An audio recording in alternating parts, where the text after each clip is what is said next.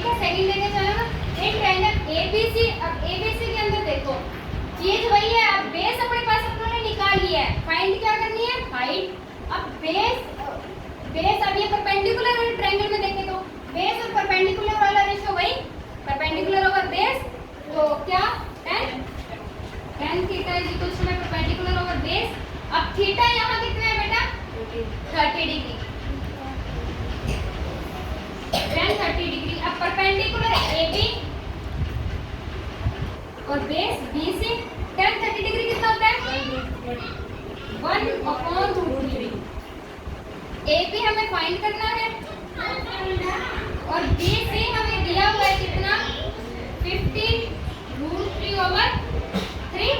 अब देखो बेटा, अब कोई चीज जब हमारे पास डिवाइड में होती है, जैसे A/B/C होती है, तो इस C को अपने डिवाइड से ऊपर मल्टीप्लाई में ले जा सकते हैं।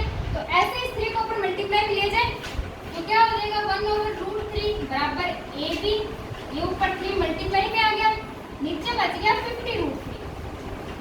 ठीक है, √3 से √3 बेटा दोनों के डिवाइड में है तो कैंसिल हो जाएगा, तो हमारे पास बच क्या गया, 3AB/50 बराबर में 1।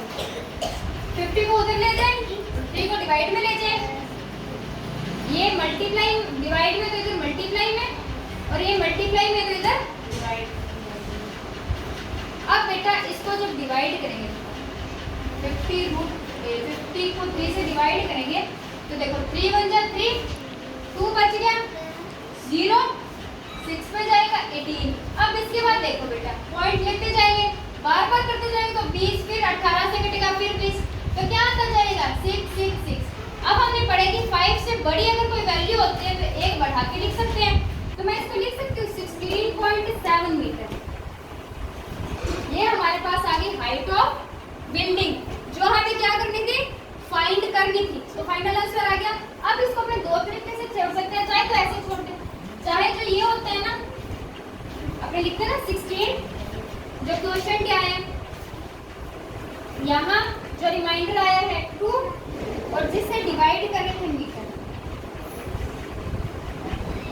ठीक है, तो ये बुक में तुम्हारे इसके ये आंसर दिया हुआ है, लेकिन अपने कर ये भी सकते हैं, दोनों ही सही है। लास्ट में अपने लाइन लिख देंगे, जो the height of building is equal to, मैं AB अपनी लेट की थी, AB इज इक्वल टू में इन दोनों में से कोई भी।